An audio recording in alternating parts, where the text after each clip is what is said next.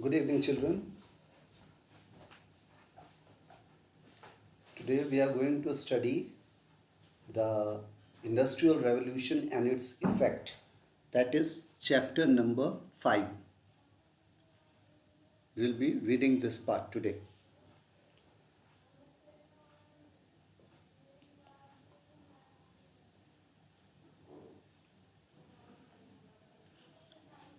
Now just wait for 2-3 minutes so that more candidates can come and will be starting. And this chapter is very important and is interesting. So many questions are there. So what will happen after the class gets over? I will be providing you in your group only. You will be getting a bunch of questions, nearly 25-30 questions, and that you will have to sort it out. Means after the class gets over, try to sort it out in 2 days, and on the second day or third day I will be sending you the answers of all the questions. So by this you can evaluate yourself.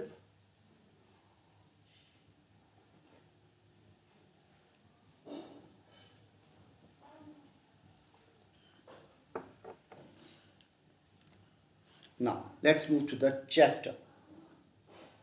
As you know that the topic of today is Industrial Revolution and its effect. So total we are having 5-6 topics for study today. So let's start. Several silk routes have been identified linking Asia with Europe and Northern Africa. Chinese pottery traveled the same route. The textile and spices traveled from India and Southeast Asia. From India and Southeast Asia, there was the transfer of these products. Gold and silver flowed from Europe to Asia. Next point is the most powerful weapon of Spanish conquerors was the germ of smallpox. Now remember this point. The most powerful weapon of Spanish conquerors was the germ of smallpox, which proved to be a deadly killer until the 19th century. Poverty and hunger were common in Europe. Two things were common: poverty and hunger, and on the other side the disease of smallpox spread, and it was also a deadly killer. Until the 18th century, China and India were the world's richest countries. Europe emerged as the center of world trade later. Till the 18th century, India and China were the world's richest countries. Now let's move to the 19th century. 3 types of flows within international economic exchanges were identified. First one is flow of trade, second one is flow of labor, and the third one is movement of capital. Second point is population growth in the late 18th century led to rise in food grain prices. Government restricted import of corn following corn laws in the United Kingdom. Around the world, lands were cleared and food production expanded to meet the British demand. Railway, steamships, telegraphs were important inventions. 3 inventions have taken places: railway, steamships, and telegraphs. With advent in technology, poor people could afford meat and eggs in their diet instead of bread and potatoes, leading to better living conditions.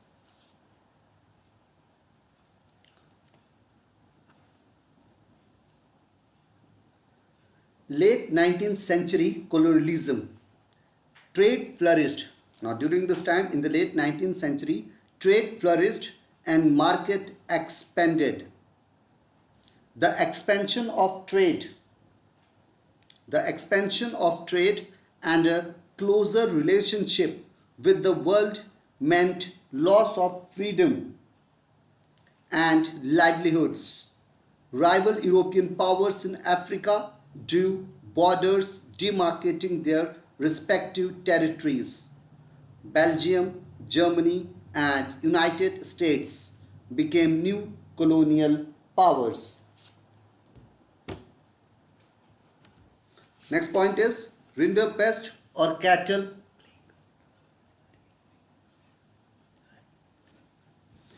Second point is Rinderpest or cattle plague.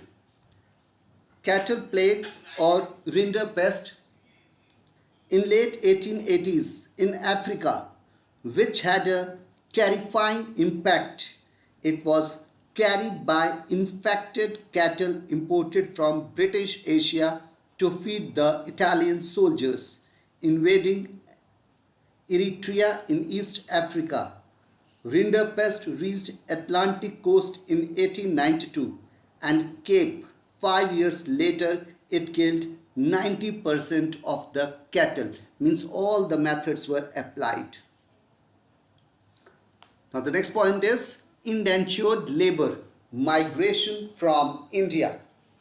In the 19th century, thousands of Chinese and Indian laborers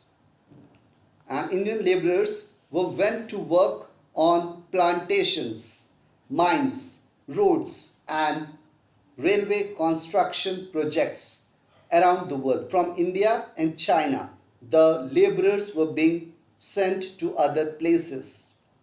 They came from present-day UP, Bihar, central India and dry districts of Tamil Nadu. In the mid-19th century, cottage industries declined. Remember, decline means there was a failure in the cottage industries. Land rental rose. Lands were cleaned for mines and plantations. The poor were forced to migrate in search of work. In 19th century, indenture has been described as a new system of slavery. In Trinidad, the annual Muharram procession was transformed into a riotous carnival called Hossein, in which workers of all races and religions joined. The protest religion of Rastafarianism and chutney music are contemporary expressions of post-indenture experience. Indented labor's migration was abolished in 1921. Shikharipuri shroofs and Natukota chettiars were among many groups of bankers and traders who financed export agriculture in Southeast Asia. From India, Hyderabadi Sindh traders ventured beyond European colonies. Ventured beyond European colonies means they crossed the European nations also. Hyderabadi Sindhis, they were doing trade with European nations and abroad. Now during that time, let's talk about Indian trade. That what was the condition of the Indian trade? British cotton manufacture expanded. Remember, British cotton manufacture expanded. Industrialists pressurized the government to restrict cotton imports and protect local industries. Tariffs were imposed on import into Britain, leading to a decline in inflow of Indian cotton. Indian textile faced stiff competition in other international markets. देखो इस समय क्या था, जो Britishers जो India से बहुत ज़्यादा सप्लाई लेते थे, उनके यहाँ प्रॉब्लम क्या आई कि ब्रिटिश कॉटन मैन्युफैक्चर्ड एक्सपेंडेड, उनके यहाँ अपना कॉटन एक्सपेंड होने लगा. Now the problem was competition in other international. in their country, the cotton, Britishers started manufacturing cotton by themselves.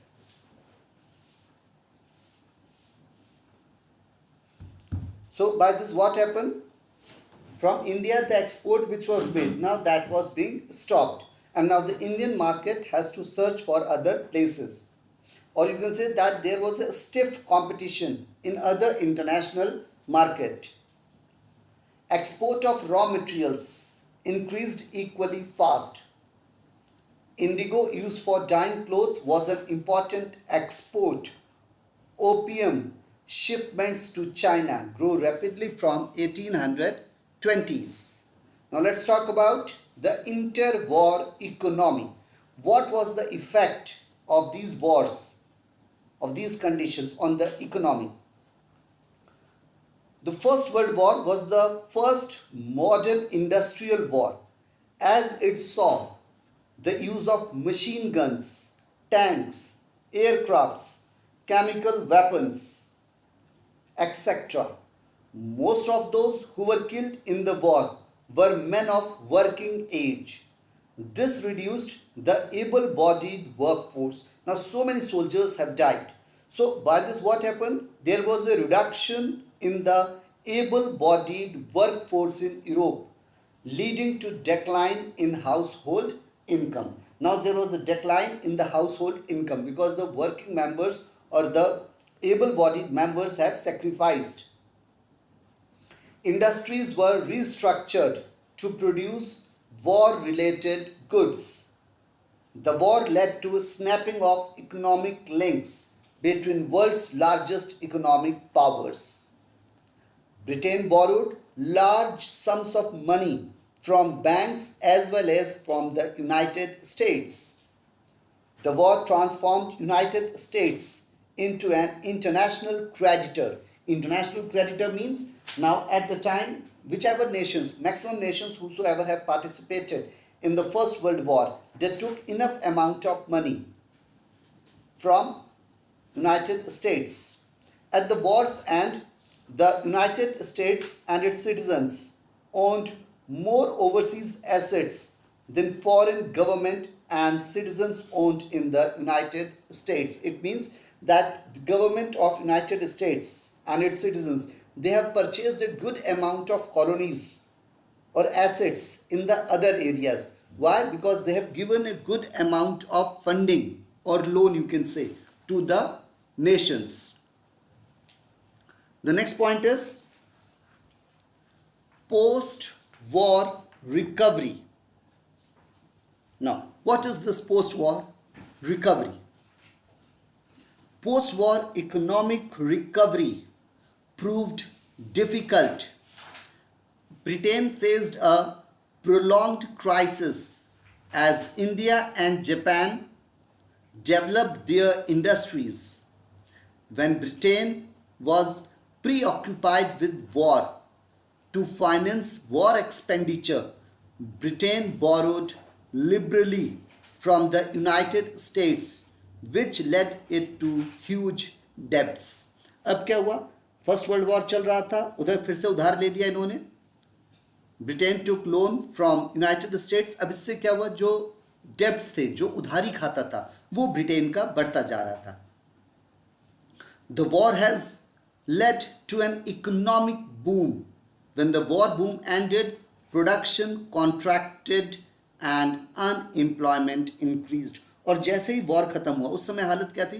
पूरे विश्व में बेरोजगारी बढ़ गई थी, लोगों के पास काम नहीं बचा था.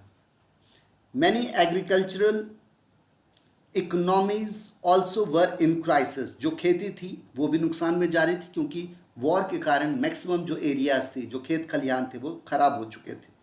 Grain prices fail. Grain prices fail.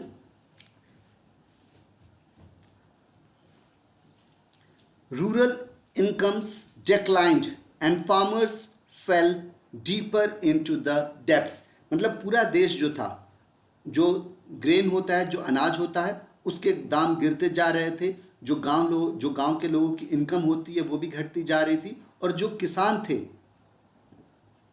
वो भी अपने आप को उधारी में डालते जा रहे थे, because there was no other source at that time. The recovery, however, was quicker for the United States. Mass production was important feature of US economy in 1920. Mass production means what? Means at the time when production is taking place, it was in bulk. It was in a huge production was taking place, and that is why it was an important feature of US economy in 1920s. A well-known pioneer of mass production was the car manufacturer Henry Ford. You would have heard the name of the vehicle Ford. So a well-known pioneer of mass production was the car manufacturer, and that was Henry Ford. Now let's move to the other point. The point is the Great Depression. The Great Depression began around 1929 and lasted till mid-1930s. Most part of the world experienced decline in production, employment, and trade. This was caused due to many factors. The first point is agricultural overproduction, United States overseas loans, failure of major banks in Europe, etc. Many households were forced to give up homes, unemployment, collapse of companies and banks. Means you can say that nearly the entire capital class was in a declining condition. Banks and the loaning system, they were also a failure. Rural India was seething with unrest when Mahatma Gandhi launched the civil disobedience movement at the height of the depression in 1931. During that time only Mahatma Gandhi in India started the CDM, that is civil disobedience movement. Okay, and he started, and after a short duration of time he stopped it also. Why? Because he attended the second roundtable conference, or you can say that during that time only Gandhi-Irwin Pact was signed. Now let's move to the other point, that is post-war era. Means what happened after the war.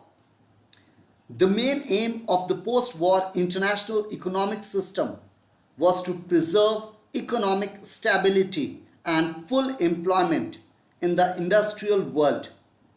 Its framework was agreed upon at the United Nations Monetary and Financial Conference held in July 1944 at Bretton Woods in New Hampshire, USA. The Bretton Woods Conference established the International Monetary Fund, that is known as IMF, International Monetary Fund, to deal with external surpluses and deficits of its member nations. The International Bank for Reconstruction and Development, popularly known as the World Bank. Remember this, the International Bank for Reconstruction and Development, which is popularly known as the World Bank, was set up to finance post-war reconstruction. This bank was also started at that time. The IMF, remember the full form of IMF? International Monetary Fund. The IMF and the World Bank are referred to as the Bretton Woods institutions, or sometimes the Bretton Woods twins. The post-war international economic system is also often described as the Bretton Woods system. Now let's move to the other point, beginning of globalization. The floating exchange rates were introduced instead of fixed exchange rates in 1960s. Second World War was over, the conditions There was a floating exchange rate. Floating means that the market is not stable. The rates are going up, the rates are coming down. That was the condition. Just like the share market. The floating exchange rates were introduced instead of fixed exchange rates in 1960s. Developing countries were forced to borrow from Western commercial banks and private lending institutions. Private lending institution means private sector. They were taking the loans. The coming up of factories, and during that time only the factories started the task. The earliest factories in England came up by 1730s. In 18th century, the number of factories multiplied. The first symbol of the new era was cotton. A series of inventions in 18th century increased the efficiency of production process. Cotton was the leading sector until 1840s. Iron and steel industry led the way after it.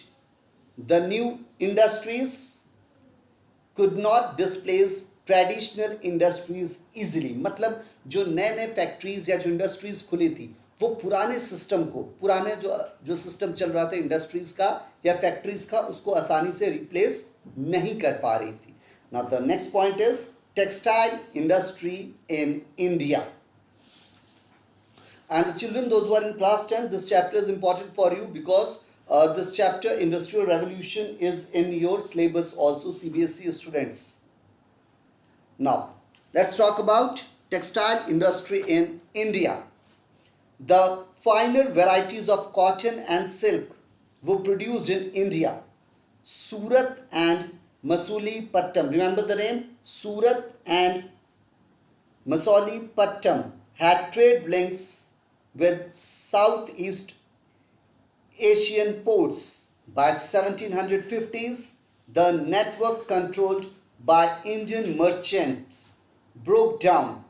The European companies gradually gained power while Surat and Hooghly decayed. The two main sectors, Surat and Hooghly, they started decaying.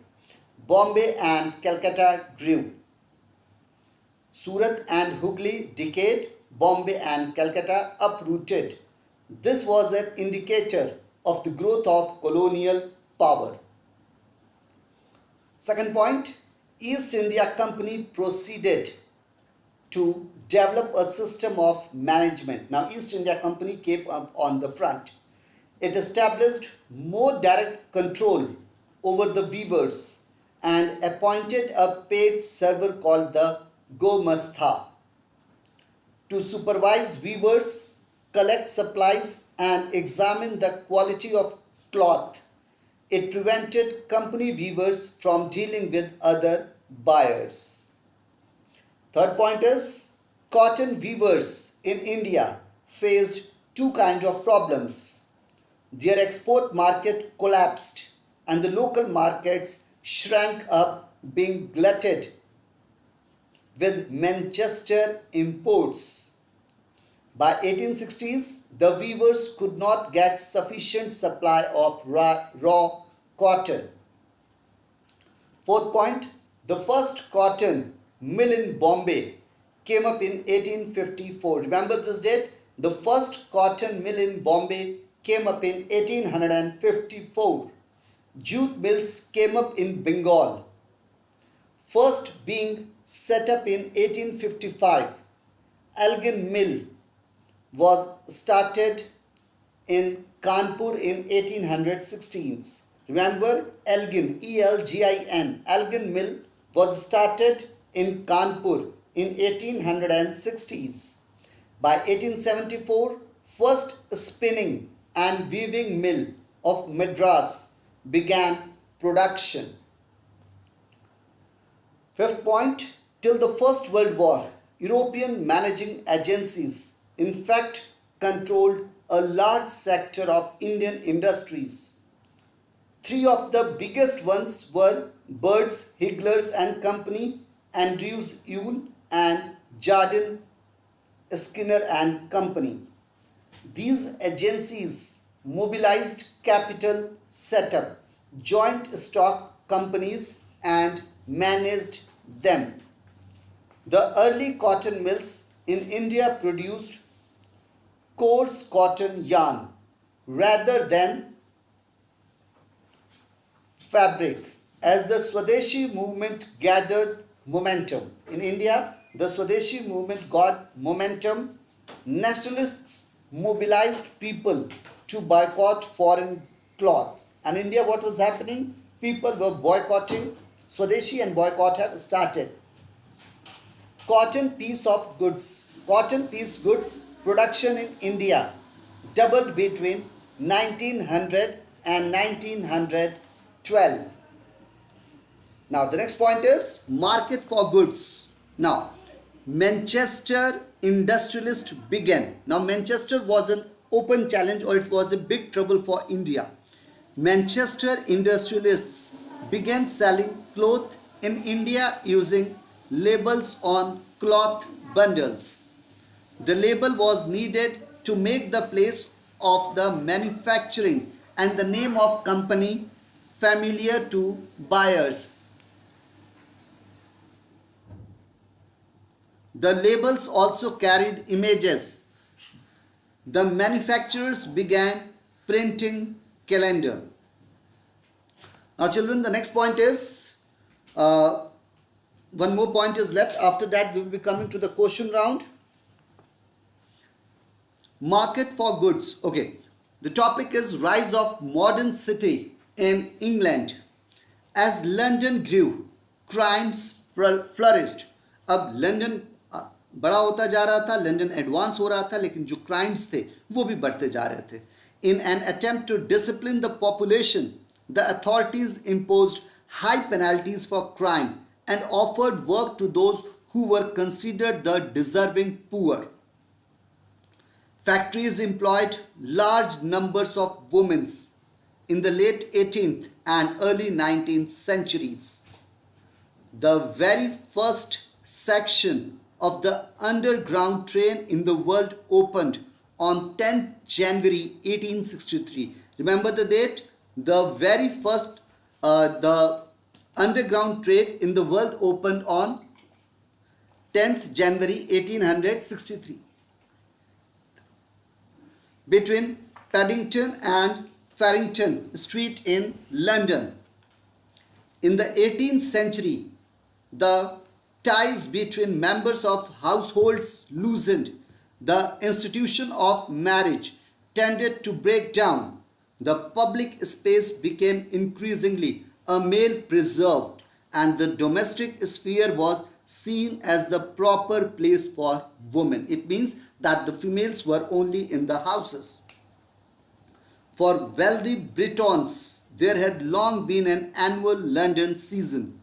Several cultural events such as the opera, the theatre, and classical music performances were organized for an elite group of 300 to 400 families in the late 18th century. Meanwhile, working class met in pubs to have a drink, exchange news, and sometimes also to organize for political action. So these places became very important. Now the last topic for today is city in colonial India. And last topic for today, city in colonial India. The pace of urbanization in India was slow under colonial rule. Bombay was a group of 7 islands under Portuguese control. At the time, Bombay was under the control of Portuguese. In 1661, control of the islands passed into British hands after the marriage of Britain's King Charles II to the Portuguese princess. The East India Company quickly shifted its base from Surat, its principal western port, to Bombay. Bombay became the capital of the Bombay Presidency in 1819 after the Maratha defeat in the Anglo-Maratha War. The city of Bombay Improvement Trust was established in the year 1898. It focused on cleaning poorer homes out of the city's centers. Now children, all the topics we have done, means of this chapter, Industrial Revolution and its effect, we have done all the points. Now let's move to the question round. Now the question round is, look after the questions very carefully. It would be coming on your screen.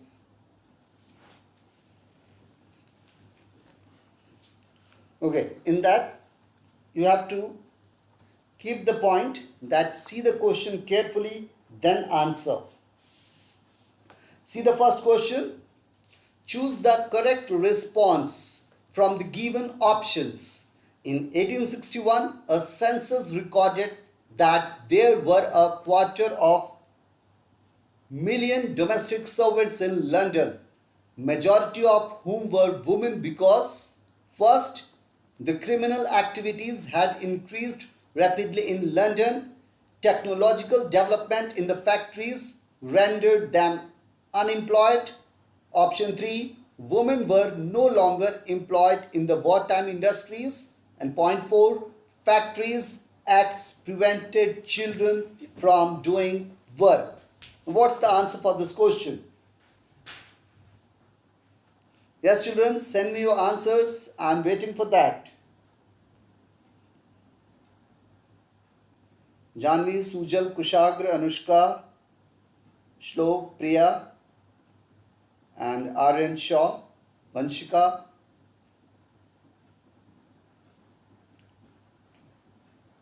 Yes, only Anirudh has sent the answer. Good Anirudh.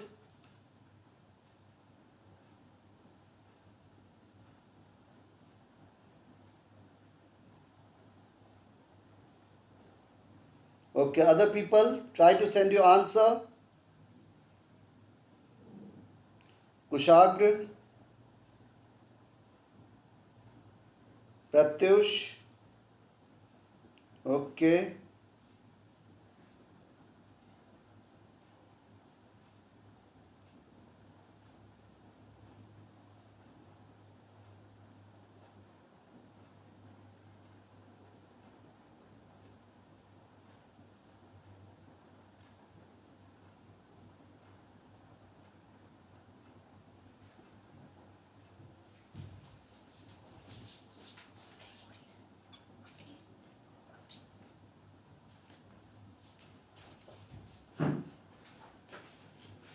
Yes, other children also give the answer.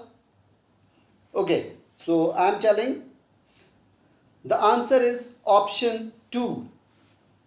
Women lost their jobs in factories because of the technological development. So that's why this thing occurred. Now the next question. The next question is, choose the correct response from the given options. At the Bretton Woods Conference of 1944, the organizations that were established were International Monetary Fund and International Bank for Reconstruction and Development. Second option, International Bank for Reconstruction and Development and United Nations Human Rights Council.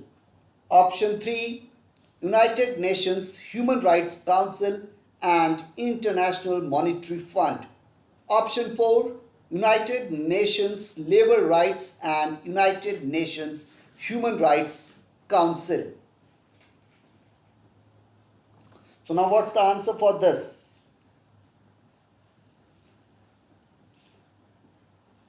Anirudh, read the question carefully, then answer.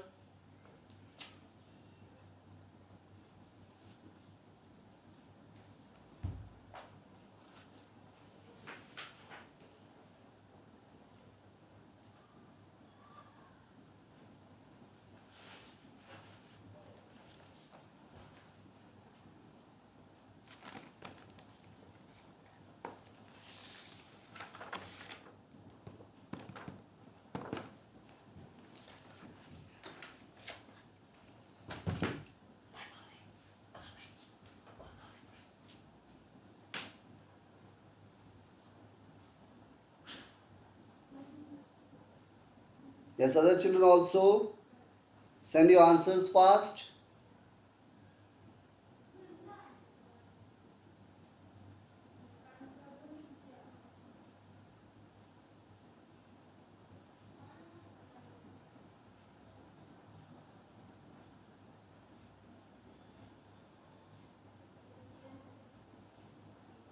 Good, Kushak Dry.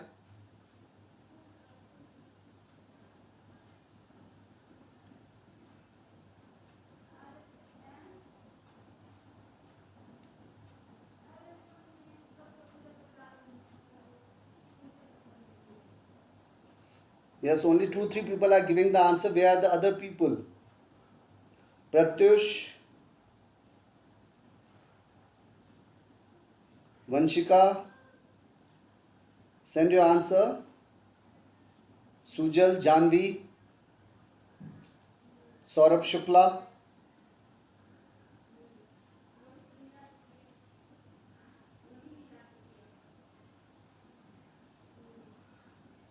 Okay. For the second answer, for the second question, the correct answer is option 1. The Bretton Woods Conference established the International Monetary Funds and the International Bank for Reconstruction and Development, which is popularly known as the World Bank. Now come to the third question. The third question is, the London Underground helped in solving the housing crisis in London by carrying people to and from the city. The first section of the underground was opened between Moorgate and Paddington. Option 2, Polegate and Farringdon. Option 3, Moorgate and Polegate. Option 4, Paddington and Farringdon. Yes, children, the answer for this question. Just now we have studied this. Send your answer. This is question number 3 for today.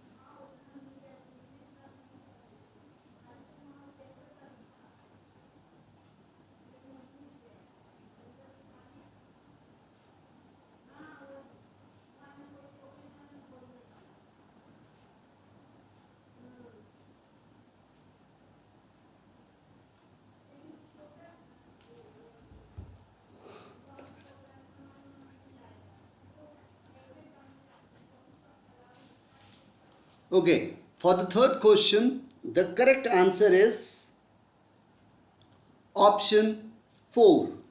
The very first section of the underground in the world opened on 10th January 1863 between Paddington and Farrington Streets in London. Now the next question, question number 4. Consider the following statements and identify the correct response from the options given thereafter. Statement 1. The pioneers of mass production in United States was the car manufacturer Henry Ford. Statement 2. He adapted the assembly line of a slaughterhouse in Detroit for his car plant in Chicago. Option 1, statement 1 is false and statement 2 is true.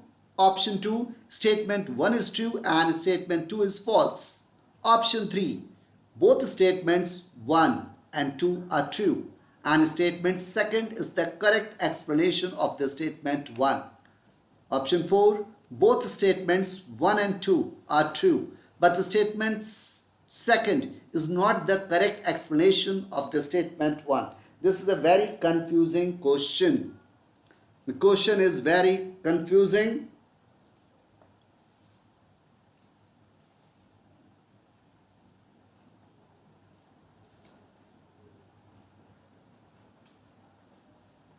Good children, those who are giving the answer, it's good, and those who are not giving, try to give the answers.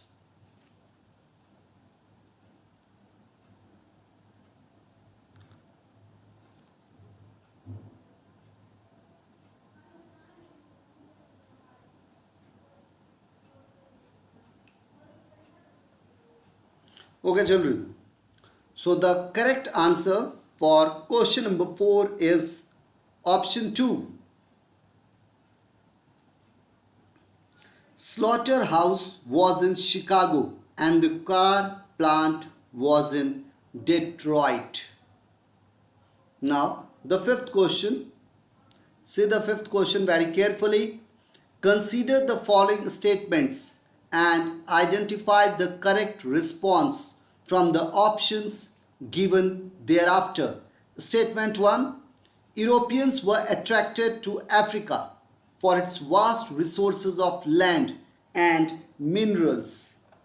They hoped to establish plantations and mines to produce crops and minerals to export to Europe. Statement 2. Land and livestock sustained African livelihood and people rarely worked for wages. Option 1, statement 1 is false and statement 2 is true. Option 2, statement 1 is true and statement 2 is false. Option 3, both statements 1 and 2 are true and statement 2 is the correct explanation of statement 1. Option 4, both statements 1 and 2 are true, but the statement 2 is not the correct explanation of the statement 1. These questions are only confusing. People know the answer, children know the answer, but they get confused.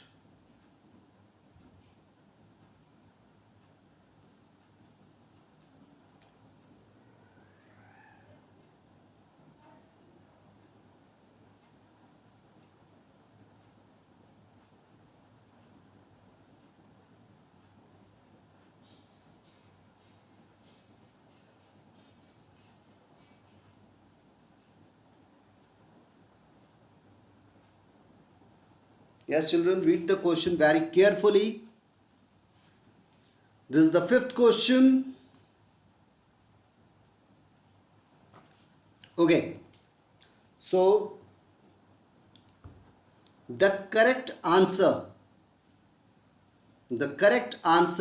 for this question is option 4. Option 4 is the correct answer. I am telling you the reason also. Now see the reason. Africa had abundant land and relatively a small population. Land and livestock sustained African livelihoods and people rarely worked for a wage. There were a few consumer goods that wages could buy. In the late 19th century, Europeans were attracted to Africa due to its vast resources of land and minerals. Europeans came to Africa hoping to establish plantations and mines to produce crops and minerals for export to Europe. But there was a shortage of labor willing to work for wages. Hence, both statement 1 and 2 are correct, but the statement 2 is not the correct explanation of statement 1. So the answer number, your option 4 is the correct answer. You know children, the question is simple, but it is framed in such a manner that the child gets confused. You are knowing the answer, but all the options are creating the confusions. This creates a conflict in the mind. Now let's move to the seventh question. Question number 7, see to it. Consider the following statements. This is question number 7. Statement 1. An industrial society based on mass production cannot be sustained without mass consumption. Statement 2. Stable incomes required steady, full employment. Statement 1, option 1 is statement 1 is true and statement 2 is false. Option 2, statement 1 is false and statement 2 is true. Option 3, both statements 1 and 2 are true, but statement 2 is not the correct explanation of statement 1. Both statements 1 and 2 are true and statement 2 is the correct explanation of statement 1. Now, what's the answer for this question?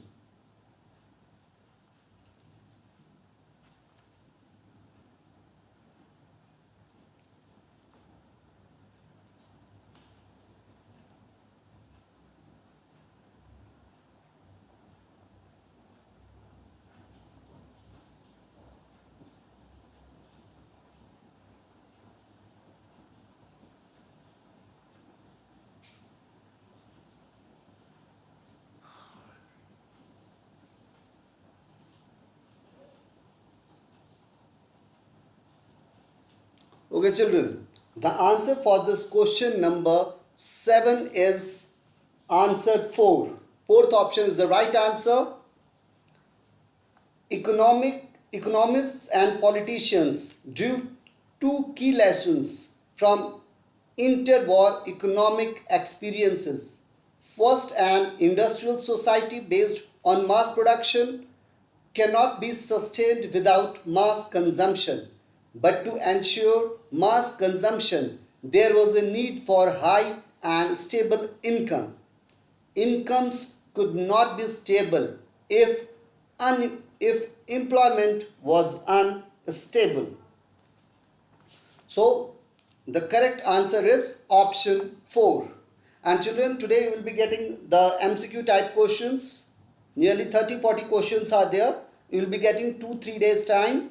And after that, third day, I'll be sending you the answers. You can evaluate yourself. So for today, this much only. We'll be meeting in the next week.